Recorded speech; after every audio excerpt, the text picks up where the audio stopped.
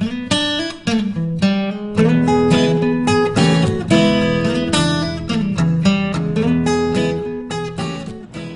I'm John, the indoor garden guy from Miracle-Gro, and a week ago we planted this AeroGarden Classic with the Gourmet Herb Seed Kit.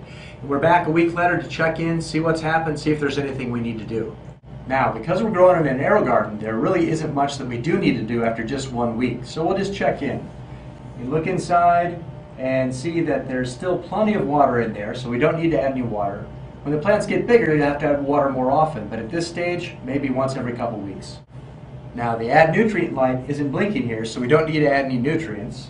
And if we don't have to add nutrients and we don't have to add water, there's not much else to do. So let's just see how our plants are growing. There's our oregano, and you can see that that's already germinated in there. If you take the cap off, you can see just the first little sprouts coming in right there. That's going to be great. Our Genovese basil is looking really good. It's always going to be the fastest growing plant in your garden. And you can see it in there. It's germinated well, growing up through the label, and looking good and healthy. And I just love the way these pods mist up like this. That's our glow basil, one of my favorites, a little bit of an anise flavor, and it is already getting nice and bushy, which is kind of its trademark growth characteristic. There's our thyme, which is definitely starting to sprout in there. So one of the fun things about the AeroGarden is the ability to just pop those pods in and out. Finally, there's our mint back there, which hasn't germinated yet either, but should be coming pretty soon here. There's our dill back there, and that's usually the slowest germinator we have. It could take up to 2 to 3 weeks to germinate the dill, but it'll come along and it grows fast once it gets started.